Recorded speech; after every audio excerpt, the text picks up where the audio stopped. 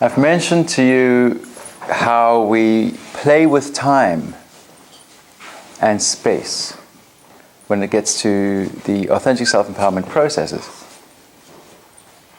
Now, if you remember what the NLP communication diagram looks like, remember it's that profile head figure of an individual, and inside that head figure representing the filters are all those different internal structures that make up our neurological filters, like memories, beliefs, values, attitudes, meta-programs, and time, space, matter, energy. Time, space, matter, energy are probably the most fundamental of all those neurological filters, because without an experience in time that has some spatial relevance to us, if it has no matter or no energetic form, we have no experience. So our experience of matter and energy and space and time determines very fundamentally what our experience is. It gives form to our experience. Now, two of those elements of time, space, matter, and energy are man-made. Which ones are they? Time and space. Yes. Because matter and energy are fundamental in the universe. We didn't make them. There is solid matter and there is energy. But time wasn't there at the time of the Big Bang. Maybe it was, but it wasn't measured. And if it wasn't measured, it had no concept, it didn't exist. Time is a man-made invention so that we can measure our experiences and structure our lives. And so it's a blessing that we have created such a property so that we're able to give structure to our lives, because without that structure, everything you can imagine would be completely chaotic. The downside to it is that we become extremely controlled by time. We're forever running out of it. I have to get things done in a certain way by a certain time. Time is imposed upon us, and we impose it upon ourselves, left, right, and center. There is hardly an experience that you can have that is not in any way colored by the filter of time. So it's time, and what else is man-made? Space. How we experience our relationship to objects through space. Our perception of space, our relationship with space. How we relate to each other, seeing each other as separate. That type of experience with space, creating distance between us and other things and other people, as if it has no connection to that which we are. So when we refer to our man-made conception of space, then it is this sense of me, myself and I, you and your business, this sense of separation. So this sense of separation, this sense of time got developed. And not that long ago. And have therefore determined very much how we think and how we are and what we do in our lives. And a lot of the stressful factors that we face in our lives now are because of it. So the blessing has become a curse in some way. And the problems that it causes are, well, I don't think I could describe any kind of psychological issue or stress-based problem that is not because of space or time. The fundamental structure of these problems, in the structure of the problem, you will find inherent time and spatial factors. A sense of separation and a sense of limitation that's also determined by not enough time. And it's not only about not enough time. This isn't a time management crisis.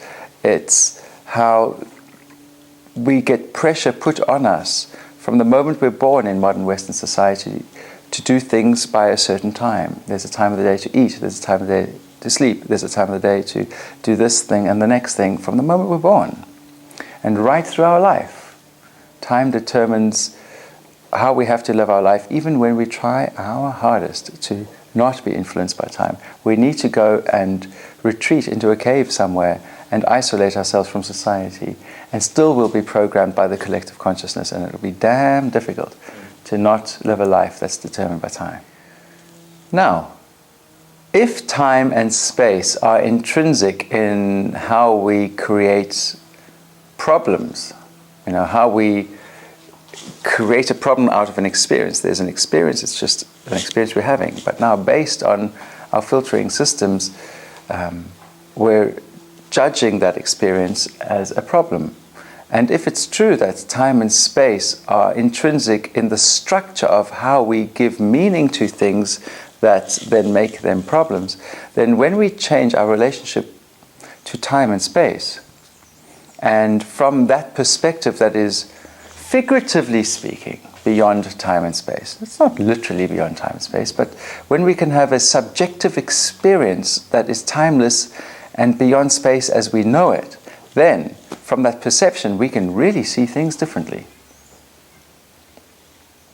And in seeing things differently from a figuratively timeless, spaceless perspective, we become aware of whole different approaches, whole different understandings. And I'm using the word whole very deliberately here. More holistic views that offer us whole different ways of approaching those situations. And soon we discover that we don't have problems. And if there are challenges, as we might prefer to use them then, we approach them very resourcefully. Because we've transcended the time and spatial barriers around which we have created those problems in our subjective experience. Let's look at a diagram that represents everything that I've just been talking about. What we've got here is a continuum of time in the way that we have created it in our human experience, where there is a present experience and then we go back toward the past and forward toward the future. I could have just as well gone past there in future here. I've done this because in our Western society we write from left to right and we begin here and we go toward there. So just because it's on paper, it's been put like that. Okay? We're going to talk about problems. Because when we were in wonderful, happy, joyous, loving, abundant states, there's nothing to do about it. Then we're enjoying life. We're not questioning, am I being authentic? What do I need to do about my situation? There's really nothing to talk about because that's when we're being the way we want to be, right? We're going to talk about this in the way that helps us to resolve the niggles, the limitations, the challenges, the stressful factors that prevent us from having that authentic experience, which are all the positive states that we like to have. So when we've got a problem in the present, then there's several different approaches that we can take to resolve those problems. Okay? I'm talking about any mental, emotional, psychological, or even spiritual problem. Okay?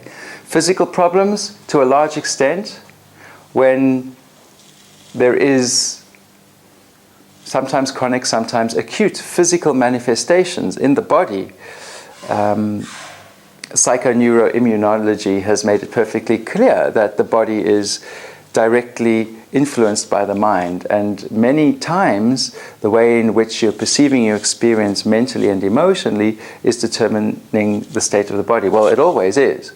But if a physical manifestation in the body is an issue that requires healing, then very often the authentic self-empowerment processes help the body to enhance its own self-healing capacity. So it's not reserved to only mental, emotional, psychological, and spiritual issues. It's also physical issues that very often can be healed or have the healing potential of the body enhanced through these methods too. All right. So a problem in the present on any level of experience can be transcended in terms of our subjective experience through, let's start off here, going upwards, like the astronauts did in their rockets. Going upwards beyond the problem to a state that is above it, or a perception that is above it.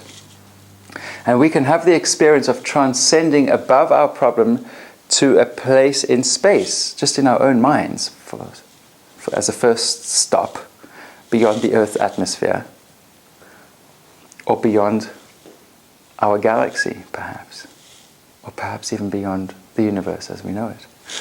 And get into a, imagined at first until it becomes actualized, space beyond space as we know it, and beyond time as we know it, which the quantum physicists call the quantum field, okay? Or the void, which HNLPers refer to as omni-position, the open mind, new ideas perspective, where there are infinite possibilities because everything exists only as a possibility. Nothing is yet manifest into any kind of form.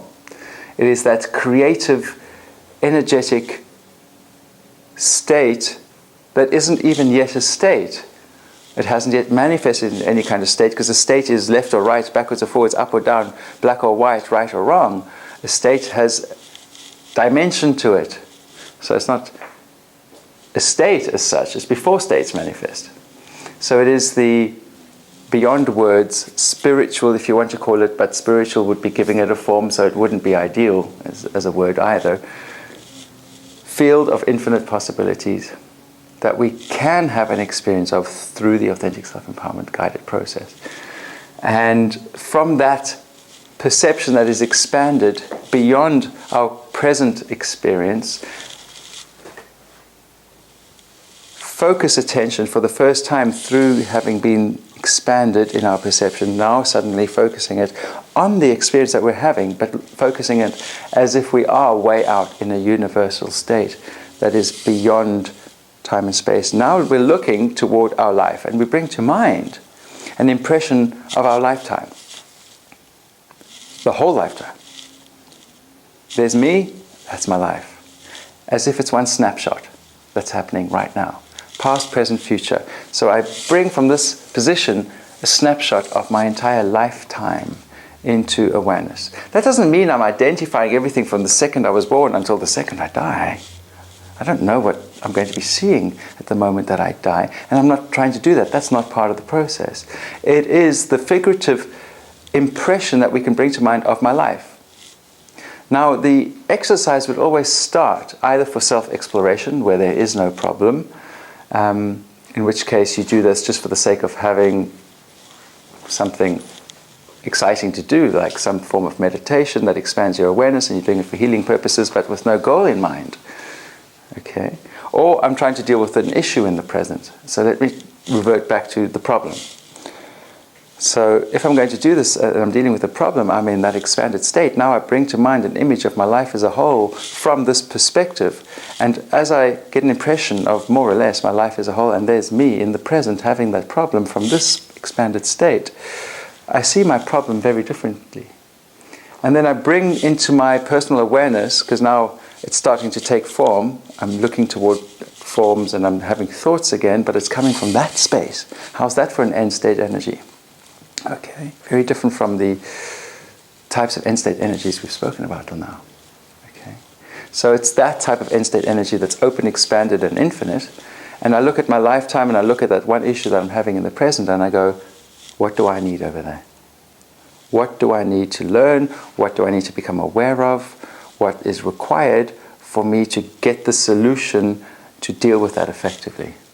And I consider those options in this state of, let's call it universal consciousness.